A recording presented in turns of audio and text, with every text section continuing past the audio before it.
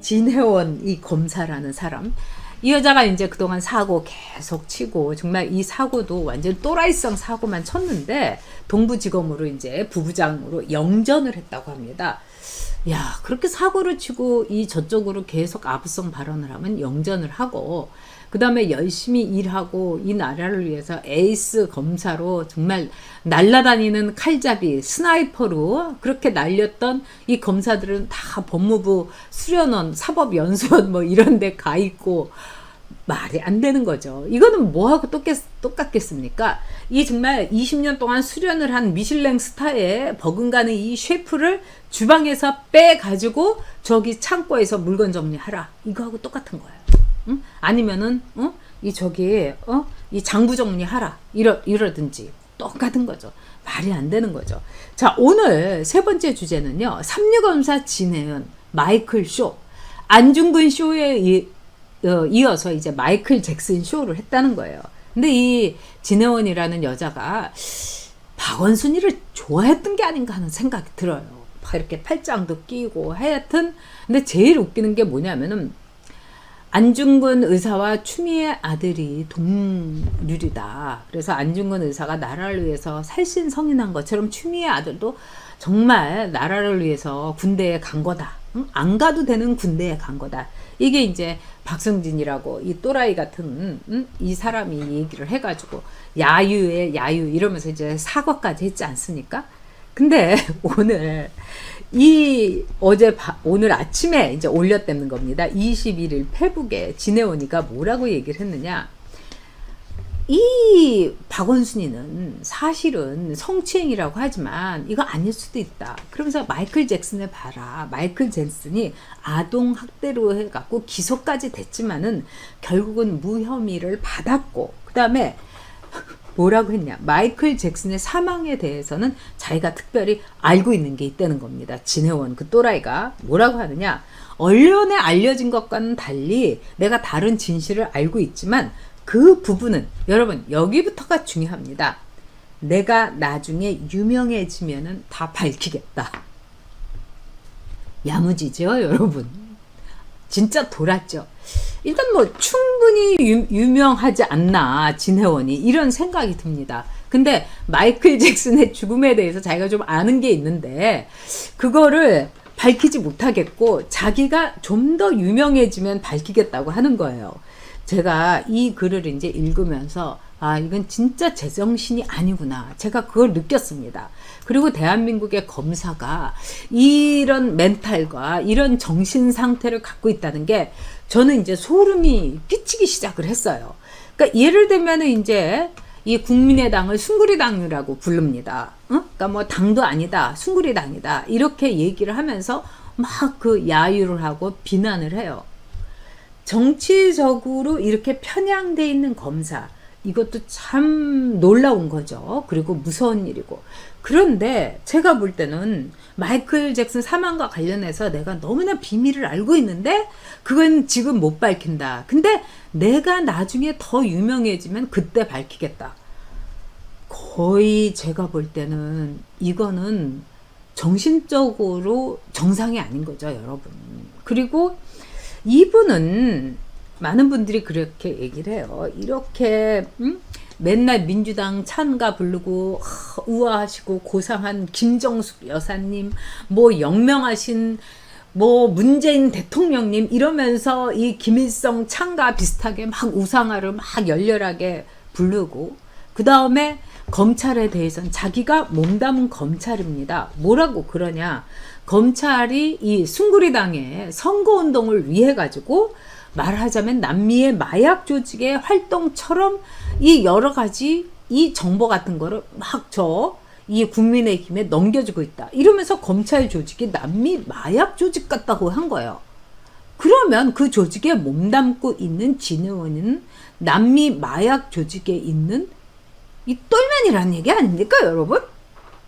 근데 이런 말을 하는 거, 이것도 참 놀라워요. 근데 이런 사람이 이렇게 정치 편향적이고 여기까지는 좋은데 마이클 잭슨에 대해서 뭘 알고 있다. 그러니까 내가 유명해지면 그때 가서 밝히겠다. 이런 거는 지금 아까 이 뭐 정치 검사, 이 루키루님 말씀대로 정치 검사인 걸 떠나서 정말 허언증 환자다. 그러니까 이 뇌라든가 정신, 멘탈이 이건 정상이 분명히 아닙니다. 그래서 많은 분들이 진회원이가 왜 검찰에 있느냐, 빨리 민주당에서 데리고 가라. 왜?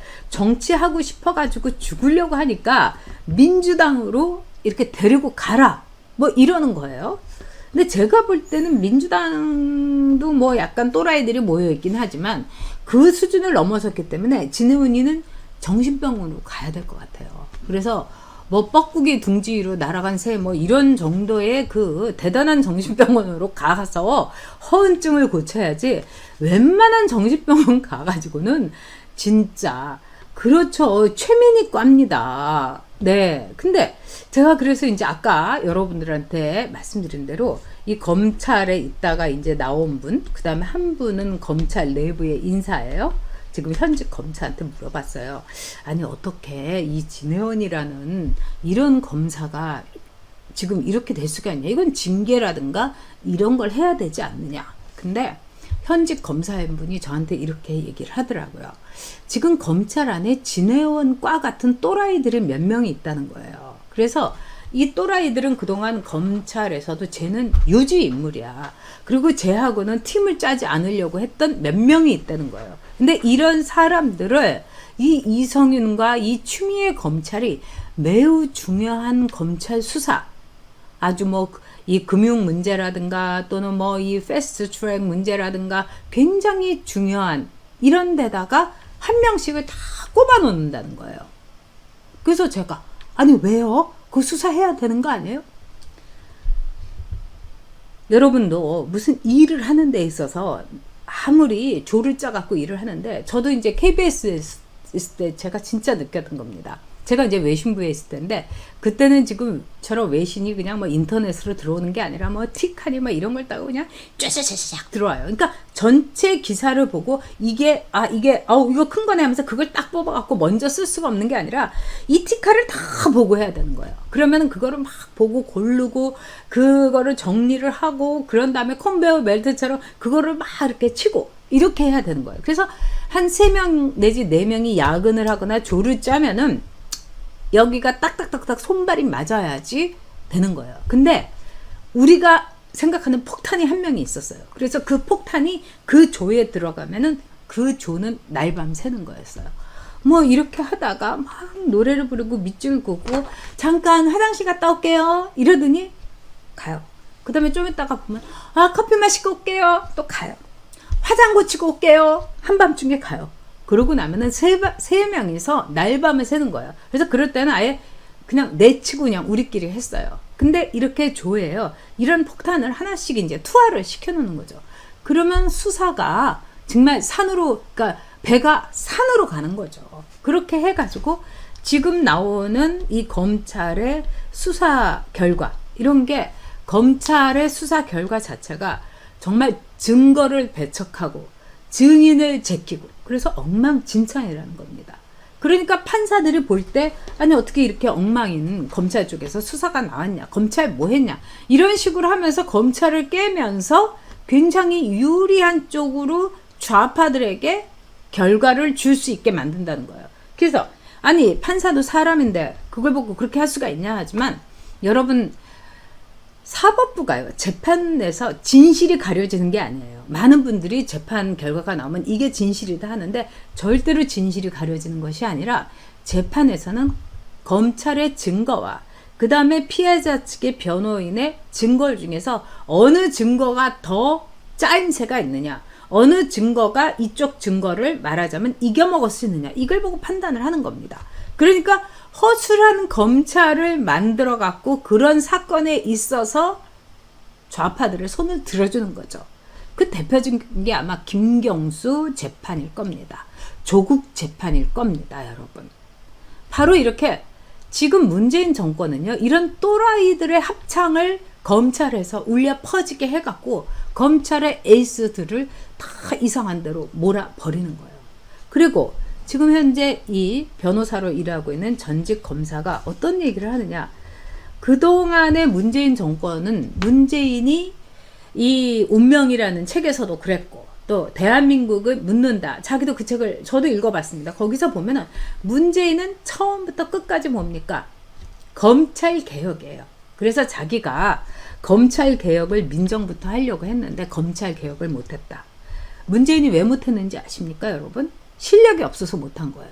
문재인은 시골 변호사였어요.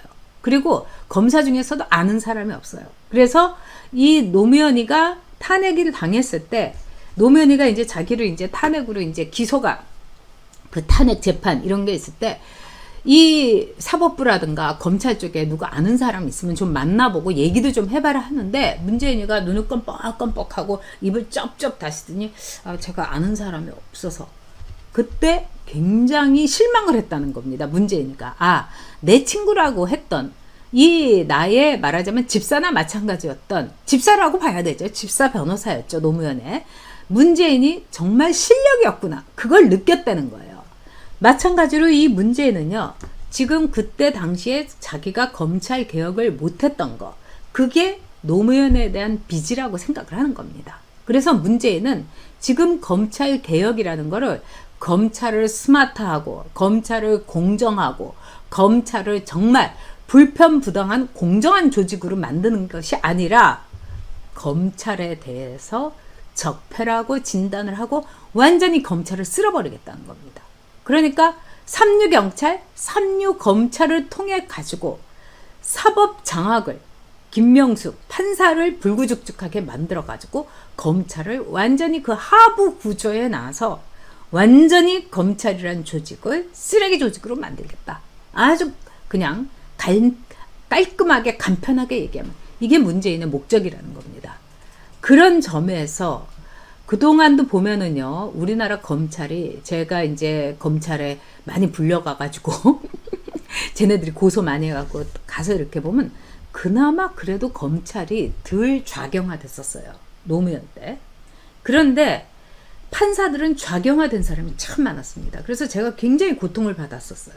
근데 지금은 아예 판사들은 거의 다 불구죽죽하고 한 10% 정도 남았고 이제 검찰 조직도 판사들처럼 좌경화시키겠다. 불구죽죽. 그럴 때 어떤 애들이 필요하냐? 진해원이 같은 폭탄들이 필요한 겁니다, 여러분. 그래서 진해원이가 이렇게 맨날 페북에 올리고 마이클 무슨 얘기하고 이렇게 무슨 얘기해도 검찰에서 아이고 이렇게 하는 사람 말고 이성은이라든가 이 추미애는 아주 썩은 웃음을 지으면서 좋은 폭탄이야 이렇게 생각할 수 있을 겁니다. 그래서 이 진해원이가 마이클 쇼를 한 거는 다 이 검찰의 하나의 분위기 속에서 정말 망나니 칼춤 추는 거다 이렇게 보셔야 될 겁니다.